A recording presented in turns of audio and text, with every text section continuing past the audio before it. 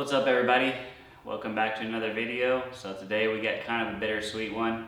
I think I finally decided to give up my race bike that I've had for about two solid seasons, maybe into 2.5. It's a good bike. Like, it's never had a DNF. I've never had to worry about it. Literally put gas in it, put oil in it. This will be the final walk around on the YFZ before we take it and put it in the mud and take it up to Iron Mountain in Dahlonega, Georgia. So I wanted to go over kind of what we did on the powder coat. So Performance Powder Coating in Dallas, Georgia helped us out with this one. We wanted to swap between high gloss black and matte black. So the A-arms, upper and lower, both are matte black.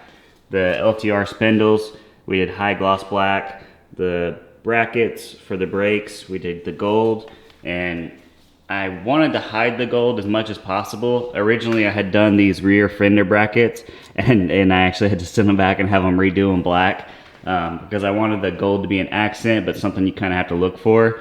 So we did the brake holders, we did the Sesco bracket, we did the clutch stay tucked back in there, and we did the linkage, just the triangle, and then we did the rear brake bracket, or whatever you want to call that piece. And then swing arm, high gloss, frame, high gloss, subframe, high gloss, RJRs, high gloss black. And then I'm still deciding on red radiator hoses. Y'all let me know what you think. Red radiator hoses, and maybe the overflow line also red, just to kind of give it that little extra color.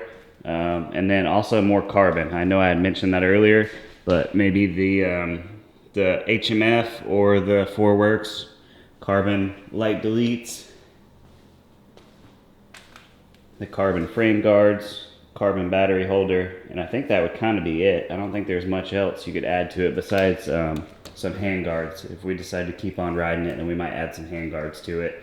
And on this one, I usually don't like the drop grab bar look, but I think on this bike it might actually fit. So I might grab a drop grab bar for the rear, and after that it's kind of done. Fine-tuned the suspension today. The damper is wide open right now, so also set up that while we're out there. But yeah, looking forward to it. Alright, so y'all said y'all wanted to see it all. This is all of it. So I really want some room to like have a table to lay the parts out in front of me so y'all can actually see what's on the list like in a row before I put it on, because the last video I did like on the floor, just like an intro, but then when I went to install parts I realized that I didn't, go back over it or even show you what it looked like. So this is part of it. I have LTR crap that's been on the table for longer than I want to say. So we're gonna organize all this junk, get it put away, because these projects will be coming up really soon.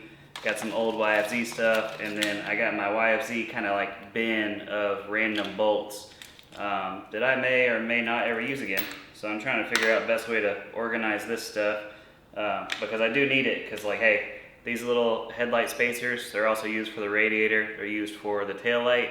They're like $5.50 a piece. So you can definitely take some time to organize everything. Something like this one. This one goes to the rear plastic on the YFZ, and I believe the Raptor, like $4.50. Like, there's gonna be, like, it looks like nothing. It looks like an old used container. There's probably gonna be a couple $100 worth of hardware.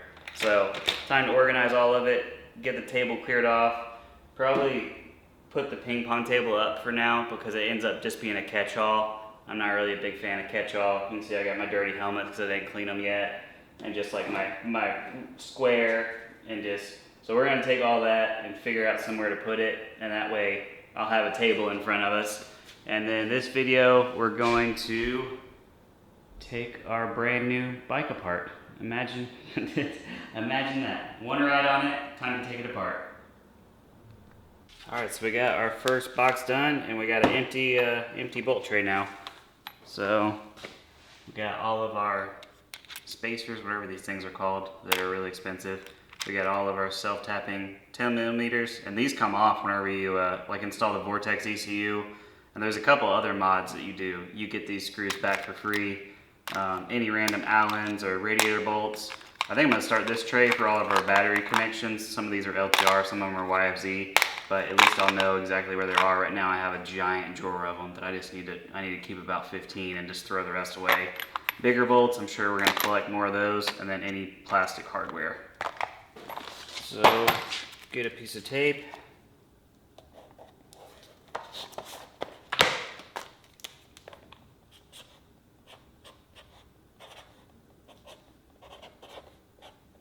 Alright, so we know where all of our YFZ crap is, and these are nutserts, and I actually bought the kit off of eBay or Amazon or somewhere, so these can actually go in the trash now. I was considering shoving them back in the frame, but the B&R frame plug actually works much better than anything that I was going to do. I had a couple little things here and there, but so does every bike. The one thing that I have noticed is whenever I didn't build it from ground up, that I was kind of catching little things that I'd have to fix, you know, the night before the race. There was one race I missed because whenever I went to pull the oil cover out, the cover was stripped, had to replace the whole cover. I didn't have one, so I had to miss that race. So just little things like that. But the main reason is... So one of the big drivers in this is I've been running the Recluse clutch. I had one on a KTM 525 way back when, and honestly on the cruise days that thing was amazing. Like get stuck in a creek bed on like a slick rock, and you can easily just step off the side of the quad, walk the quad up the rock, or you know, completely change direction with the quad still running. So that way, you know, you don't have to worry about your clutch hand while you're trying to push the ATV also. And racing, I didn't really, I mean, it has a purpose, definitely has a purpose. And it has a shit ton of grip, I'm not gonna lie. With the extra clutch plate in the CX series. Any hole shot that I wanted, at least in C-Class, so any hole shot that I wanted, and I think I took it out maybe 6 times, it pretty much could get the whole shot if I wanted it. There's 2 or 3 videos in the past. You can see just a couple of our race clips. Usually the starts are in there, and I mean it's well out in front. The 24-volt kit is to help with that also. Sometimes I would plug it in, sometimes I wouldn't, just depending on what was going on. I think I'm gonna give up these low ATV lows. These are 14-degree band. I think I'm gonna try the highs. So I stand up whenever I ride. Thankfully, Fast Flex hooked us up on these ones. Definitely check them out if you haven't already. But I think I'm going to bring the bars back further to me, rotate them just a little bit more, 3 threads on red elasters, and just start from there and just see where I end up. This one I always kind of noticed I was having to kind of choke up on the bars, and they are rotated, you know, too far forward. It's my doing. Fast Flex is the one that told me, hey, I think you need to bring everything that you run back more towards the tank.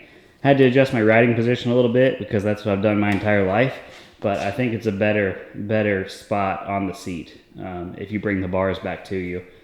So we can go over the race bike though. I mean, y'all seen some of it. I did do the stainless reel line before we went to the sand with it. It's got the R5. I'm gonna miss that thing. You know, our current build has shorty RP on it. I have the full length RP. If I decide that, you know, the shorty isn't the torquiest thing in the world, I could throw the full length RP on there. Sorry to hear about Rossier's accident and stuff, so I hate to give up that pipe if they're gonna be struggling here. I mean, it sounds good, it's lightweight, it's got carbon on it. It's never touched the rear caliper like you can see. Like the Yoshi and some of the other ones have, like if the bike bottoms out, that it'll take out the muffler. But yeah, we'll move on from that. We got, I believe this is a Durablu axle with hubs, so it is a beefy setup. But the one thing is it was a little bit harder to work on whenever I bent a rotor. I had to probably take an additional hour to take it apart versus the factory setup. I mean, pretty easy, take apart, get your rotor out of there. This one, you had to take the whole, I think you had to take the whole thing off because the rotor won't go over the axle nut. So definitely something to consider. It doesn't have tire balls in it. It has Walmart whatever you want to call them, the Barbie balls. I do have tire spines for the front. They're not in there right now, and I'm going to go ahead and put them in. I saw some people in Florida on GNCC this last weekend that they could have easily, you know, had a really good day if it was for a little bit of flat prevention. So I'm lucky that I made it the 3 races that I did with no tire balls, no anything in the front. I'm not sure how many Barbie balls are in those rear wheels, but we're going to go ahead and put new tires on them. The parts I am going to keep for sure, you know, I've definitely thought about it for the last couple weeks. Our race bike has brand new B-Class 165. These ones, Rocket Ron has had them, I believe, twice over the last 2 seasons, and we've put a lot of time into these. At least I feel like we have. And like, just for me, like just pushing on them and stuff, I haven't rode them yet, but I think that's the ones that I want to stick with. So I'll repowder coat the springs or just throw covers back over them. And then, so keeping the front shocks. The Elite stabilizer can go. We have a Pro stabilizer.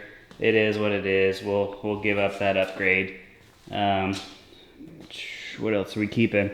So I'm gonna keep the Gen 2 Fox rear shock, and it's been valved for the Hauser XC linkage, which is a different geometry triangle on top of the longer arm there. So I'm going to be keeping that. I'm not sure if I'm going to powder coat the center part gold yet. I mean, that was a really nice accent on the race bike, so I'll think about it. If the springs are already going to powder, then I'll go ahead and powder coat that center and rebuild it and all that good stuff. So yeah, we got the front rear shock, rear linkage. The tires are going because Goldspeed wheels, if y'all have been noticing, they are out of the 10-inch. They were able to get the 9-inch back in stock. Don't quote me on that because I'm sure they're going to sell out fast. But they don't have the dual beadlock wheels in stock at all. And I have never had to put air in these, you know, past normal. I've never had a leak. I've never had anything wrong with these wheels. And they already have the B&R cutouts for the, I forgot who makes the carbon. Oh, who the fuck is it? I think it's LS4. So LS4 makes a carbon insert for a mud plug, and B&R used to make these brackets. We replaced the front right wheel, so I'm gonna have to drill the rivets out and see how they put these back in. But those are pretty sick, and y'all know I want to do more carbon on the current build, so I think that's what we are going to do. And y'all let me know. I have these core grips. This guy's pretty cool. I've talked to him before. I've used his stuff on some for sale bikes, but core grips, you know, they're a wear item. They wear out. Do I use these and keep it kind of matte black on the frame, or do we go ahead and spend the $90+ on some carbon fiber Foreworks ones? You know, they're sick. You can't deny they're sick. I think all this little stuff though that I was talking about powder coating earlier, like this guy, this should get covered up by Foreworks. On the other side, it rubs the frame down here. So I think I'm gonna just get some grip tape. I got plenty in the drawer, and just alcohol all this and then put some grip tape over it just to keep it nice. You know, take 5 seconds. If it tears up, I'll just replace it. These are our LS4 carbon mud plugs, and we'll get some graphics made for those. The B&R logo's still on there, but I'll probably get some Limitless Power Sports stuff to go on. So we got front shock, rear shock, linkage, wheels, tires. So somebody will get a brand new set of Alba wheels and brand new set of GBC tires with our 17. And then I hate to do it, but Wired Out Racing doesn't make wiring harnesses anymore. And same thing for just reliability. I've never had a problem with this harness. I've never had a problem with the stock harness either, but running the 24 volt kit, you know, deleting everything, getting rid of the relays, so that way we don't got to worry about our fuel. We're going to double check if this ECU, this Vortex, is tuned by B&R. If it is, we might hold on to it. If not, You know, it can go with this bike. We'll probably keep the Peak Racing bracket just because, you know, easy to bolt on. And I think that was the three or four things that are going to get swapped over. And then unfortunately, I think we got to say goodbye to the race bike. So it's a couple different things. You know, this motor is built by B&R. I don't know what year. It's probably 2 or 3 years ago, and it's fast. I'm not even gonna lie. It's a lot of power, and it runs. I want to say 100 pump is what I bought it on. It was okay, and then I put it on 110 and then C12. And honestly, on C12, like it's nuts. But you gotta kind of be honest with yourself at some point. I don't think I'm able to use that power in the woods, especially in C and B class.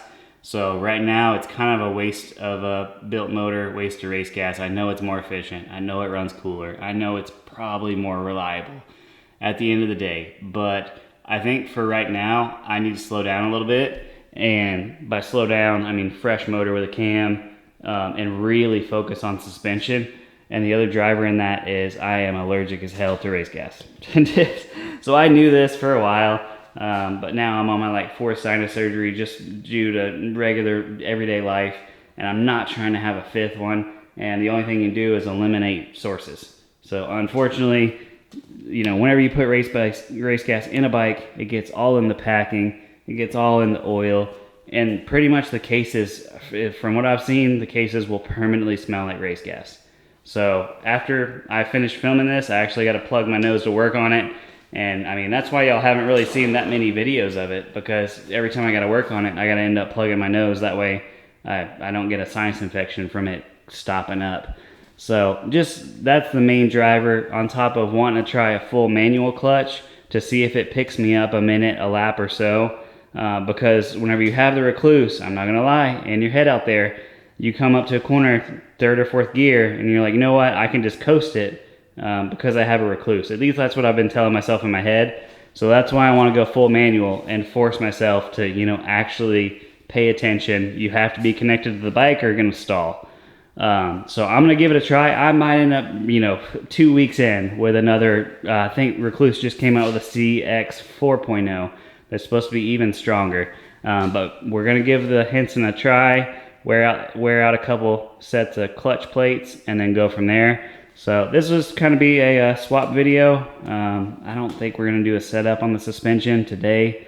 But yeah, full part swap, and you know, it's not exactly a happy video. I don't want to give up, you know, my race bike that I've had forever, but it's either sell this one or sell that one.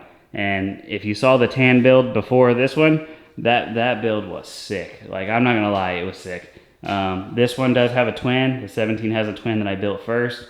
Building the 17, I told myself I'm building it for me, for the 2021 season. Right before it was done, I blew a shoulder apart, not racing, something else. And, you know, at the end of that build, I was like, all right, at this point, you know, finish it, do it the way you would do it, but it's ultimately going to get sold. So I sold it. I picked up this bike. I used the same graphics as like a redemption because I didn't get to run that kit that I designed in 21. I think I came back late 21, even 22, where I was finally able to ride again. And that's whenever I rocked that kit for about 2 seasons. We built the tan bike, which was like a 09 LTR replica. I don't know if y'all seen the pictures or the video of the 09. I'm a big fan of the royal gold color. But the whole time I was building the tan build, I liked it, but I didn't feel like it was really mine, I guess. I was always like, you know, I'm going to do this, I'm going to do that, and the customer's going to love it. Like, it was never like set in stone, I'm going to do this way, because I would ultimately own it. But with the Kylo builds, the codename Kylo, building this one, I always knew that I wanted to do a white and red-ish theme. Star Wars, you know, is, you know, every nerd's out about Star Wars, I'm pretty sure. And the whole time I was building this one, it's like, all right, this is where I'm going to put this is what I'm going to do, I'm going to change this, I'm going to rotate the bars. Like, every little thing was never like, all right, I'm going to do this because a customer's really going to, you know, notice. This one was, you know, not a doubt in my mind that I'm building this bike to ride. And you can see, oh, first ride, we went ham. Oops, my bad. And then I think the shifter's bent, so I'm gonna get a different one. I think it's way too close to the engine. So you can see where my boot was really riding up against the engine, and I probably have a spot on my boot from the sprocket guard. And then you can see me trying to find the shifter down here, but hell, we beat the shit out of it for like 3 or 4 hours up at Iron Mountain.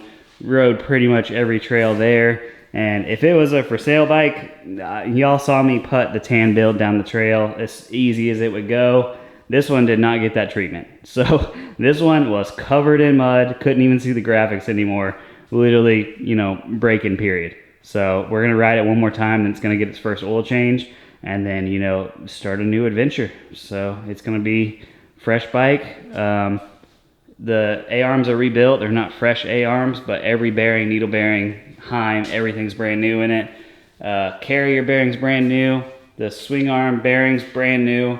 Brand new stabilizer. The shocks just got done. Rocket Ron just did those, so those have 0 hours on them. We'll recoat those springs. The rear has about, I don't know, 3 rides on it, but it's all good. So yeah, brand new, fresh build, fresh steering stem, fresh everything. So this will be the first time that I've rode like a super, super tight bike. This one had been raced before. It is freaking reliable, but somebody had already raced it before. So, you know, you take it with what you get. It is what it is, but I'm looking forward to trying a fully brand new build this year. So let's start taking some parts off, and I gotta plug my nose because C12 and VP, I know it makes shit fast, but I can't have it. So let's swap some parts over, clean this damn thing up, and find it a new home. So.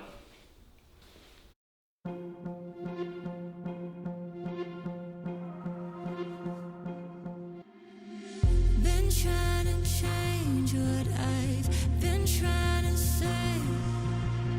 Words don't come straight from my head to my mouth. It's such a shame that it fell out of place. Was never me that was bringing you down. Why we always looking for more? Why we always looking for more?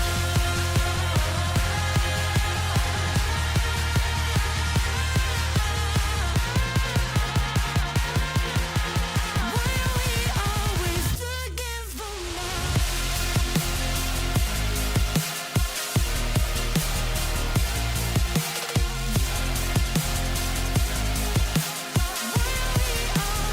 more? We got our current race bike ECU. This is off the 17. Has a serial number on it, which is interesting. I do like the peak racing bracket, but we have plugged it into our Vortex USB connector, and map 9 is what we're running. It is all zeros. See if you can see that. And then if we go to map 10, which is sometimes the custom map, same thing, all zeros. So I don't see anything that might have been changed, which I could be completely doing this wrong, but I don't see any numbers added in here. So I'm going to say that it's not on a custom tune. Same thing with the fuel trims, all that good stuff. It's all the same. So I'm going to say that B&R did not tune this ECU for this bike, which is fine. The bike runs good. But we'll probably hang on to this one just because I like the peak racing bracket that it's already on. And we'll put the brand new ECU and the for sale bike, the 17, and we're gonna do the map 9 666 because that's what this ECU is set to also.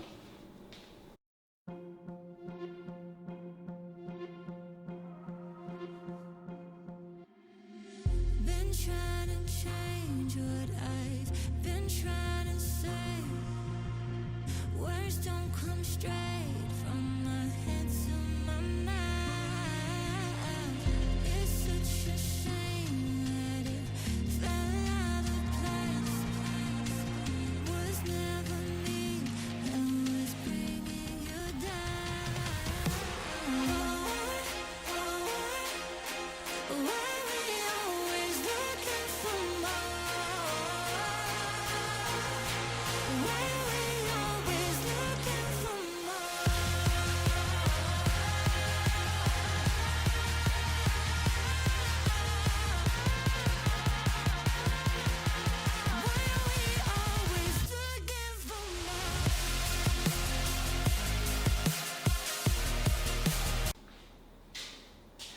And we're going to take this battery out because we're going to do the 24 volt kit. So it'll be anti-gravity batteries.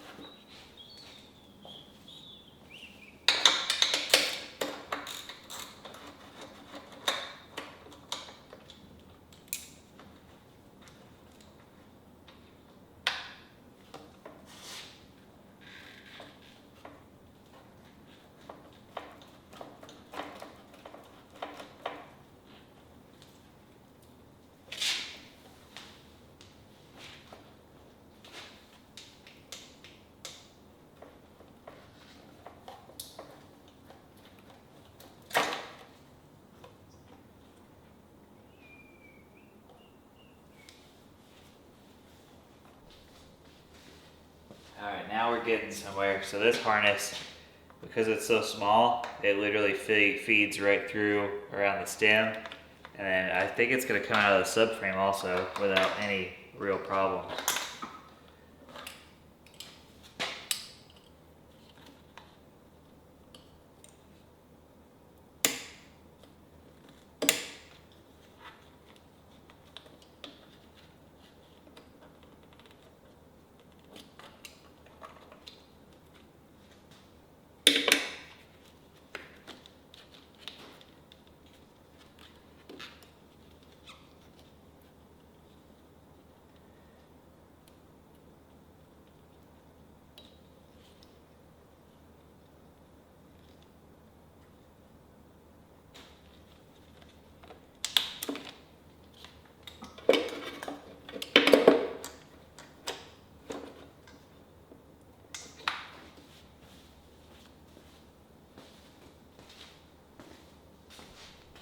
So it looks like they put the harness on before they put the throttle body on. So we're gonna de-pin it. So we got our connector and then we're gonna pull it through.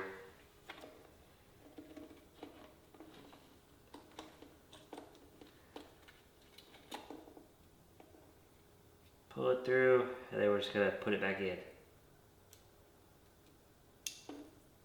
Easy enough.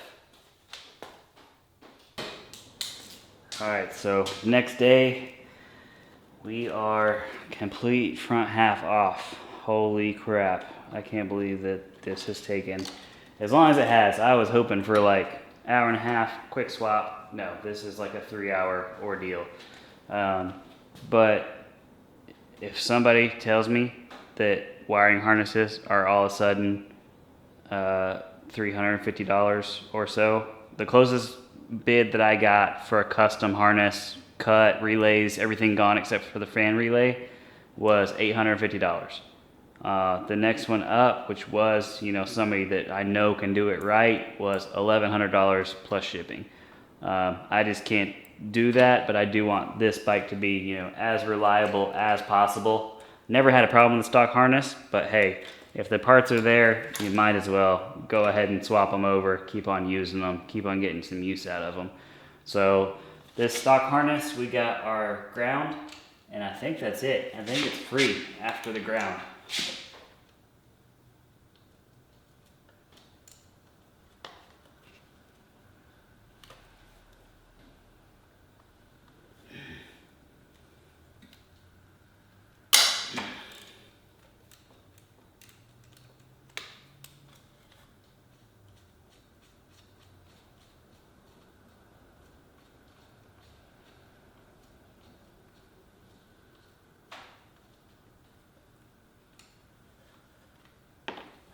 Here's our ground bolt, and we will see if this thing will fish out of here.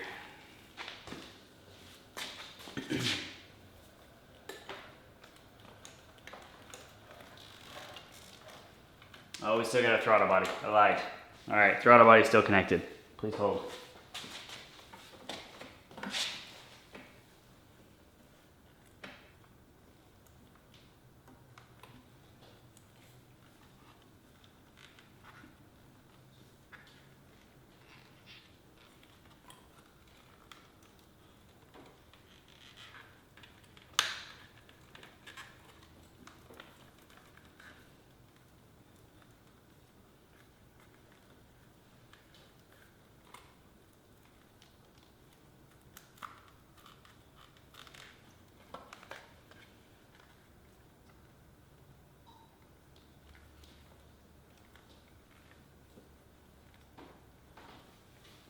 Alright, this bottom automatic idle thing on the other race bike was stuck. So I hope this one isn't near as stuck since it was just apart not that long ago.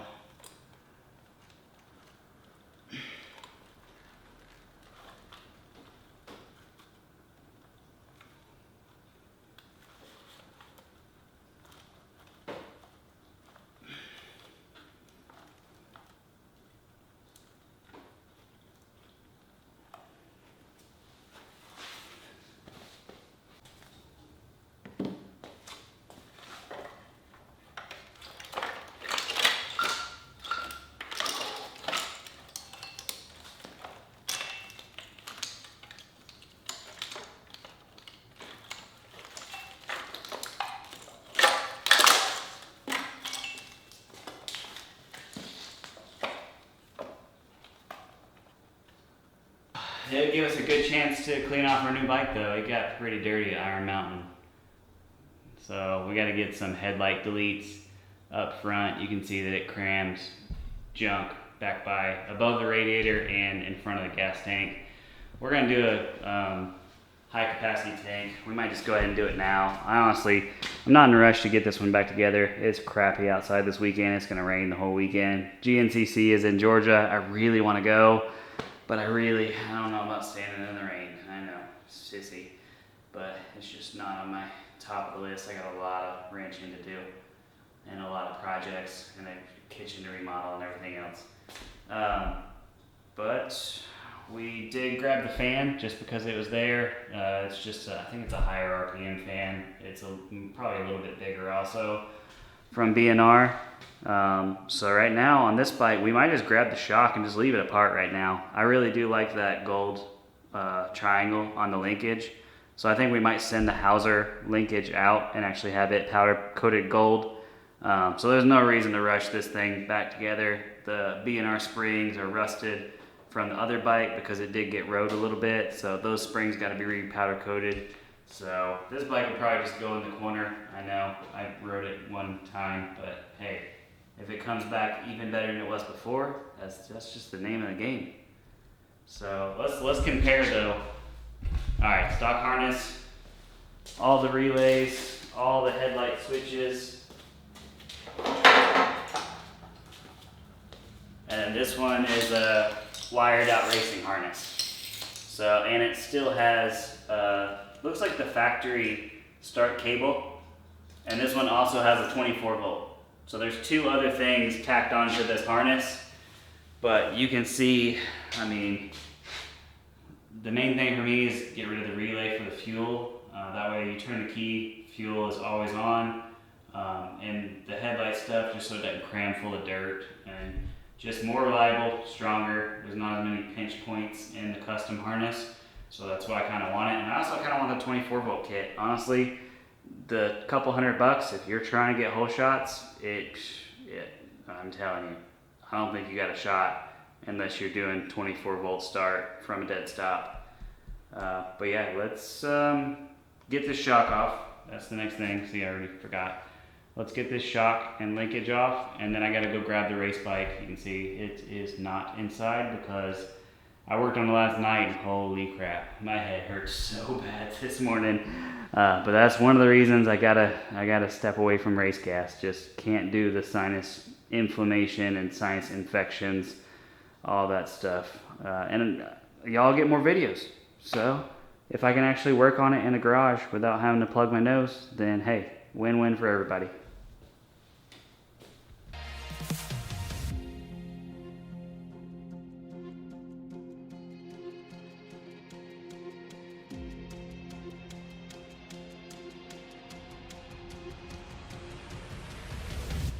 I wish that I could change what you wanted. I wish that I could change what you wanted. I wish that I could change what you wanted. I wish that I could change what you wanted. I wish that I could change what you wanted. I wish that I could change what you wanted. I wish that I could change what you wanted. I wish that I could change what you wanted. Why we always looking for more? Why we always looking for more?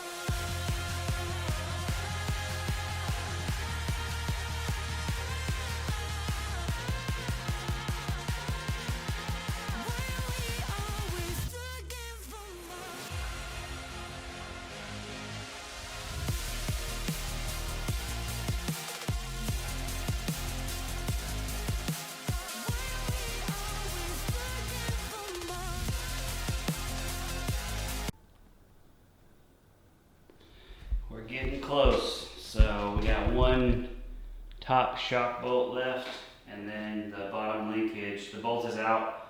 I had to take that RJR heel guard off because for whatever reason the bolt wouldn't come out. Not worried about grinding it down. I mean, that would have took longer than just taking the foot peg off. But we'll see with the Rectifier pipe. With the RP pipe, it was a pain in the butt getting the factory shock off, which the canister is a little bit in the way. But with the Fox shock and the Rectifier, I think I remember the setup coming off way easier. So hopefully that is the case because it's getting late. Alright, bolts out. Look at that. Easy. So the RP, the pipe's a little bit bigger, a little bit different bend, and you actually had to remove half the exhaust to try to get the shock off. But this one slid right out, and I bet the factory shock will just slide right back in there.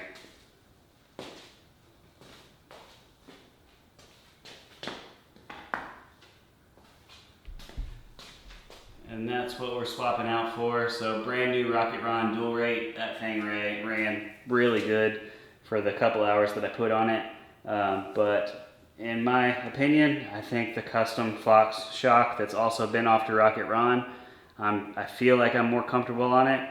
And I've already put a little bit of time in it, so I'd rather just stay with the setup that I know that I'm pretty comfortable with versus trying to work out a complete new system. So let's get the rest of the Hauser XC link off, and then we can start putting some parts back on. And just because I'm a nerd, I'm gonna sit these side by side, and you can see this is the Hauser XC link, this is the B&R drop link. Hauser is literally like 1/8 of an inch longer just by eyeballing it, but they are not kidding whenever they say the triangle is a different geometry. This thing is huge compared to the factory one. So it's supposed to reduce the final spring in the shock, or sometimes you can kind of feel like the YFZ shock kicks back. And this linkage is supposed to eliminate it, but they also have the balance link, which uses a shorter shock, and that one's supposed to take it even a step further. So I like the XC link. We're going to use this for now, but if I have the opportunity, maybe on the next bike, I'll be doing, we could send our RC2 out, our Fox, and have it shortened, but shorter shock with a balance link, and see how it goes. But for now, XC link it is.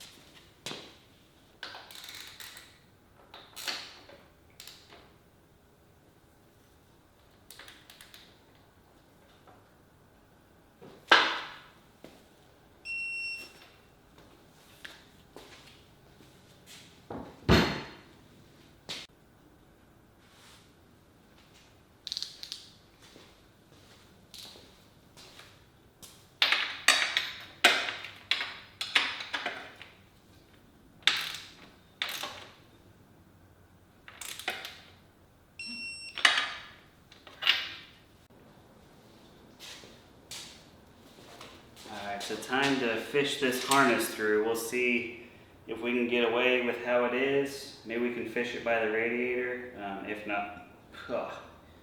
If not, we might have to take the radiator just loose just a little bit to get this front octopus through there. So I'm gonna go under.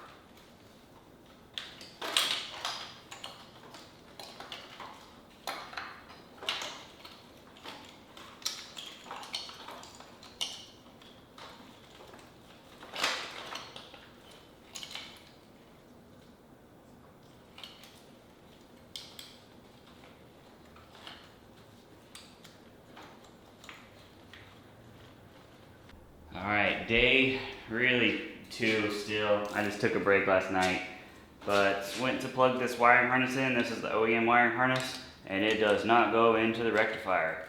So either this is an aftermarket rectifier, or they changed it in 2017 versus 2021. So this is a 2021 harness, so we're gonna grab the 2021 rectifier off of that bike and just swap them.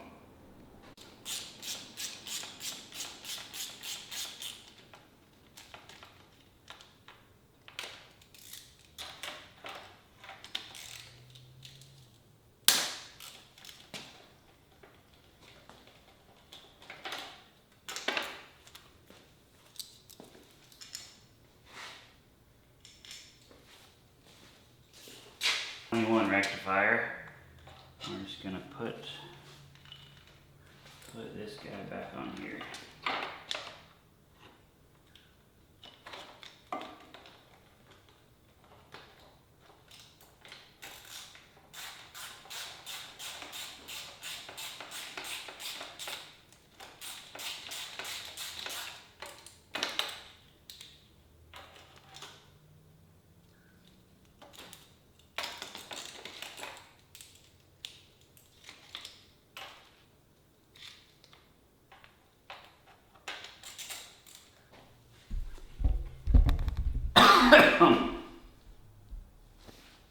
And whenever I did the test ride on this one at Iron Mountain, the clutch safety, I forgot to twist the wires together. So this is the harness we were using. So we're gonna cut the connector off, twist those damn things together because it was kind of a pain, especially with the shifter being a little bit bent. Every time the bike stalled or anytime you stopped, the bike wouldn't restart unless it was in neutral. So do not forget to twist your clutch safety wires together.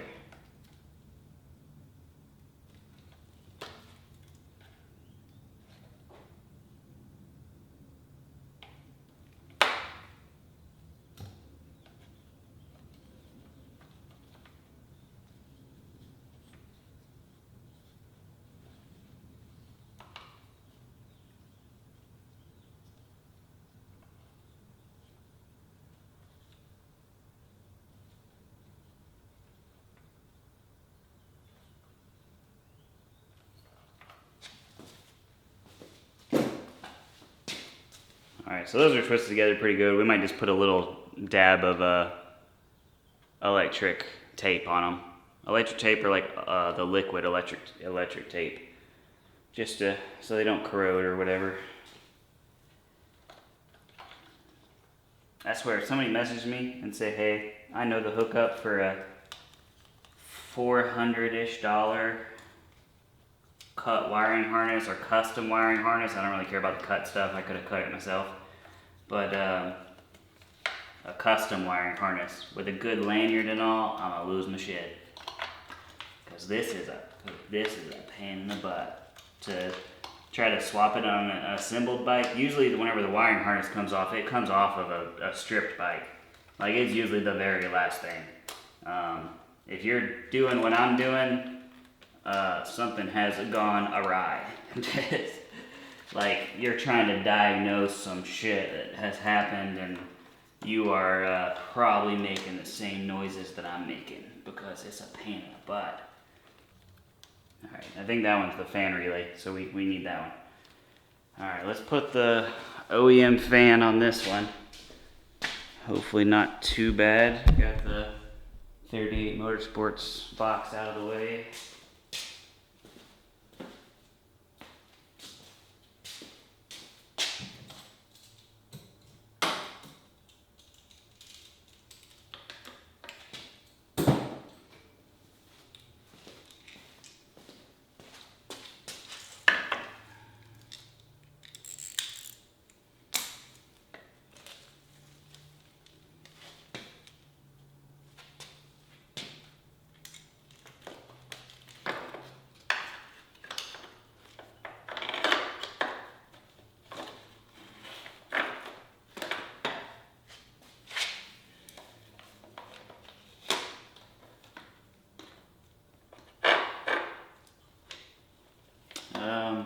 So we're gonna have to line up our 30. I forgot this is the old version. So this guy's gonna have to either go in front of or behind the mounts. Let's try in front of, let's see what that looks like. God, fucking bikes need 3 fucking hands to work on.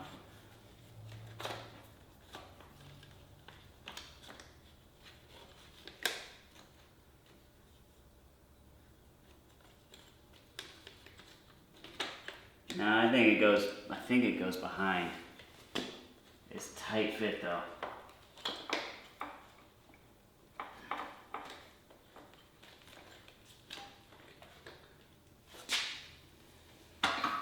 Fuck. Fuck.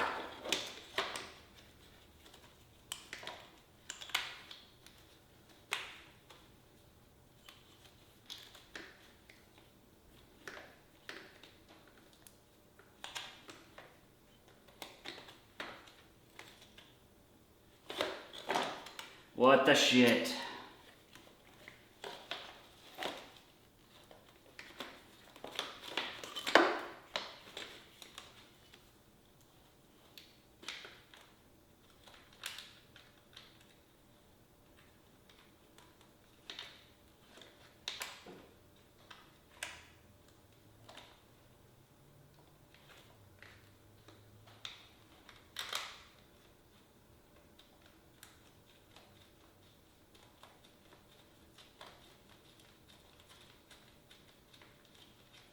Alright, we're gonna put the bottom in bolt, little bastard.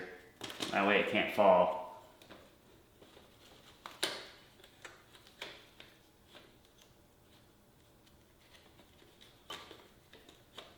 I think it's the breather box mount is bent all up from whatever they did from it before. Used race bike, you know, shit happens. But see if we can get it to line up.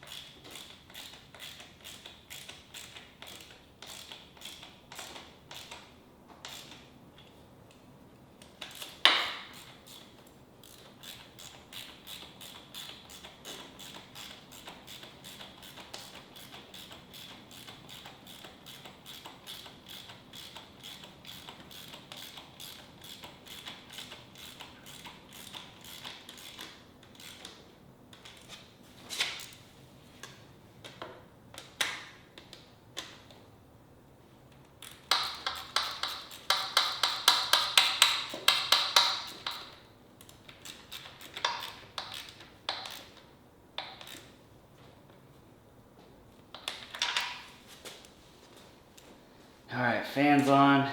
Let's plug that connector in.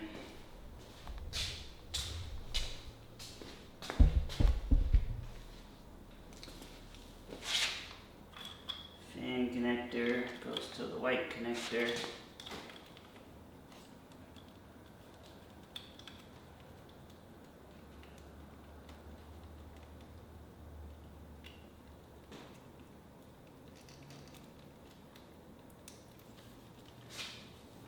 This is the emissions BS. We'll just zip tie all this up. We'll just tuck it up there for now because we're going to give the bike a good rinse down and stuff like that. Breather box is in. Let's do the ignition.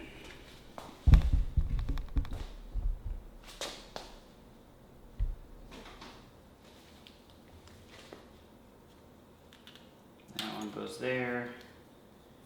Injector goes over. Injector.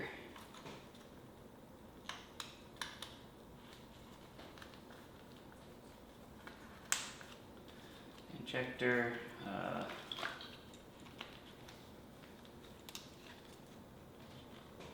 Coil. Orange goes outside.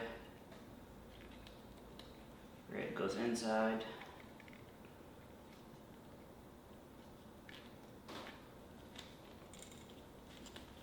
Smash that guy in there. Map sensor. Good click there. Our intake has its sensor in there. Get our battery tray thing. Wherever the hell that went.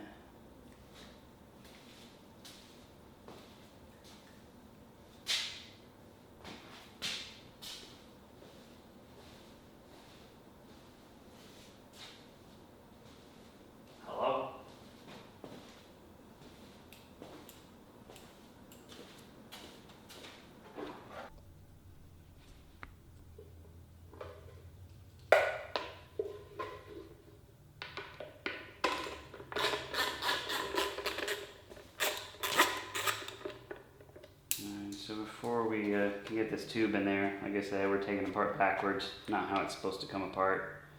So we gotta remove the intake temperature sensor so it'll clear the subframe.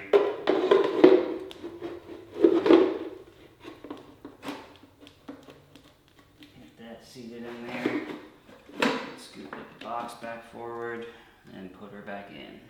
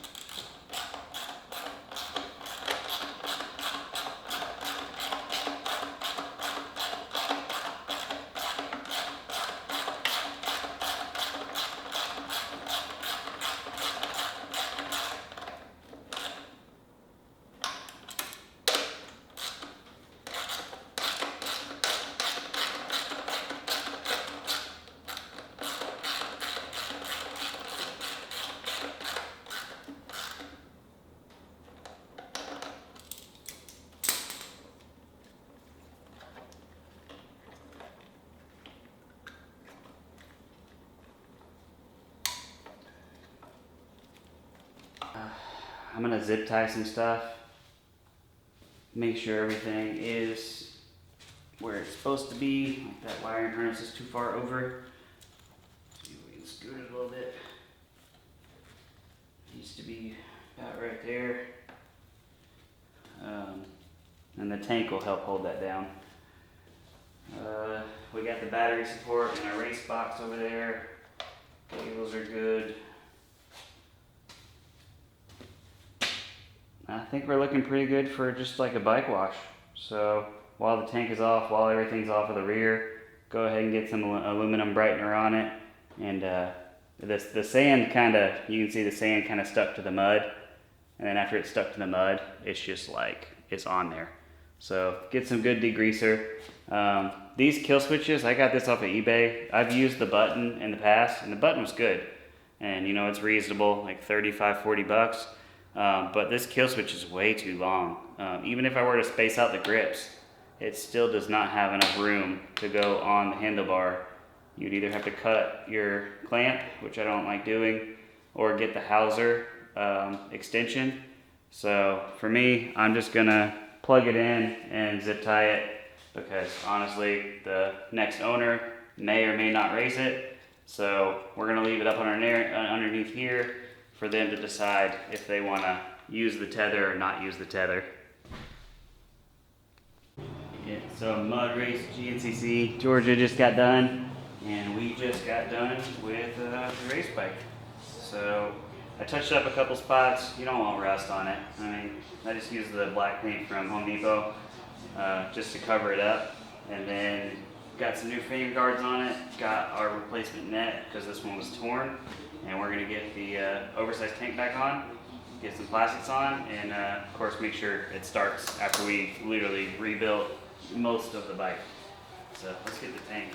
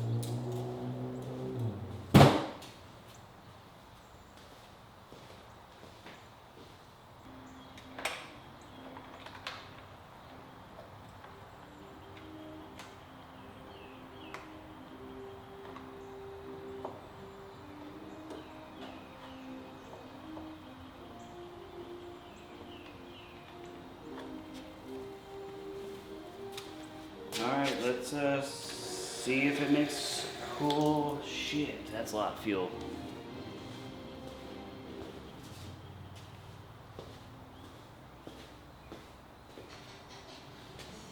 This is why you always check your towel you're working on. Because I thought I saw the red clip missing because it wasn't in the toolbox, and it's because I wasn't using my toolbox. I was using a paper towel all the way across the shop. So usually I'm used to looking in my toolbox to see if all the parts are gone, and that was a mistake. Anybody got a match? We'll sort this one out real quick. At least you saw how good that fuel pump was. Fuel pump stayed rolling.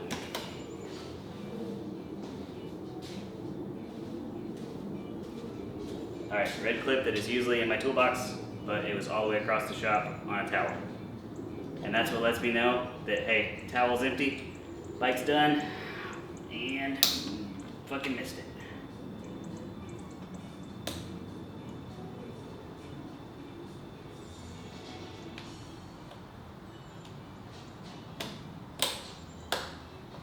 Alright, we're gonna let it air out for a minute.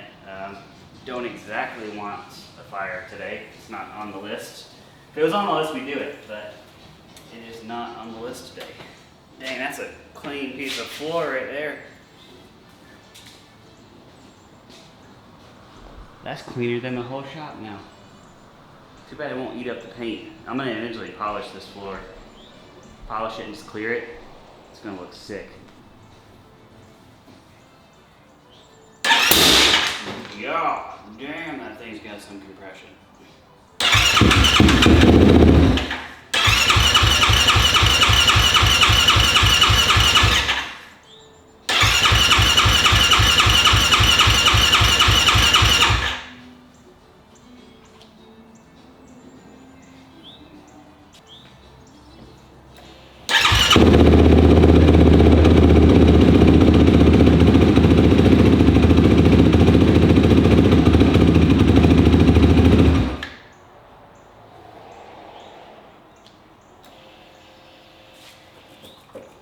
Sounds like the tank's almost empty. No way to check it.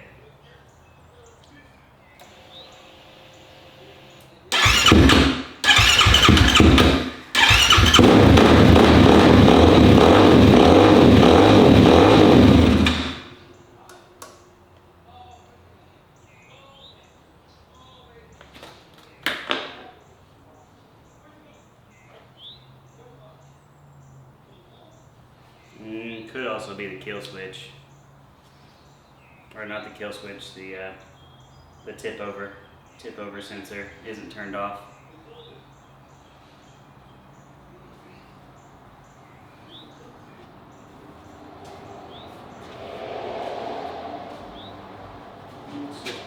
Oh shit, the thing's in the way.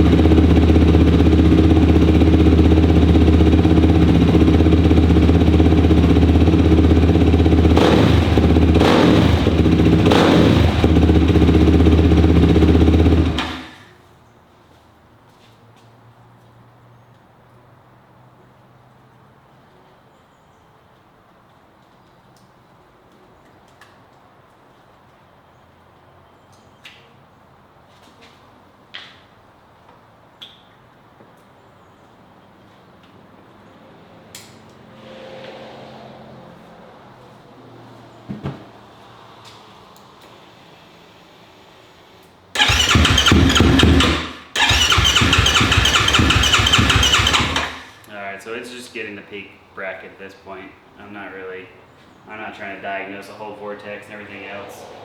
So we'll just throw the peak bracket on it. I'll buy another one. It is what it is.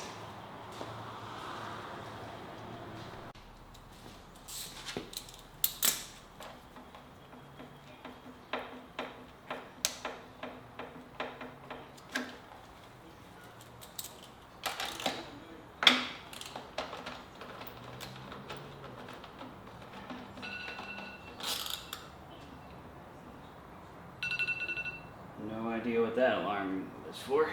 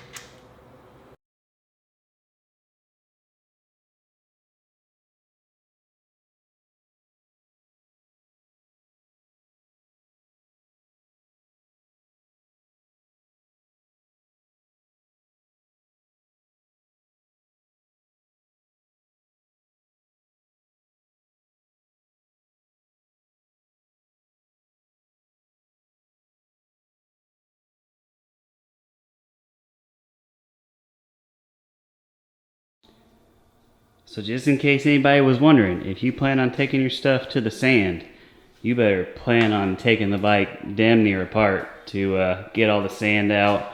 And I think I put a coat of SC1 on it, but I don't think SC1 is going to help in the sand. It's just going to dry out immediately. But yeah, it's like every time I clean it, I think I cleaned it 4 or 5 times. Every time you clean it, you wipe it, and then all of a sudden it dries, and then there's a new spot, and then there's a new spot, and then there's a new spot. So I think I cleaned this bike like 4 times just to get the sand off. Like, it's not that the sand was in the bearings. All the bearings have been re-greased already. The linkage has been pre-greased. Everything's good. It's just the dry dirt / sand is just stuck in the plastic, stuck everywhere. So Dawn dish soap and Pledge and a good degreaser and a sponge and a lot of elbow grease. But I think it's looking pretty sick. Looking clean. Started right up. You saw a little hiccup with the vortex. I swear it's just the tip over sensor is the tip over sensor is not turned off on the vortex. I could have easily rolled it over the computer, turned the tip over sensor off, and see if it fixed it. But I don't. I'm tired of breathing race gas. My head freaking hurts. So whatever. Peak bracket. I'll buy another one. It's probably $60, $70. I'll buy it. Whatever.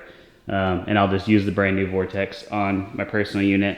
But yeah, looking sick. And we're gonna roll it around here in the garage, get some pictures of it, load it up on Photoshop, add our logo and all. And somebody, I'm sure it's tax season. Somebody's gonna, see it. And I think it's going to be pretty popular on phone calls. So I'll update y'all what ends up happening to it, what state it ends up going to. So roll it around and get some pictures.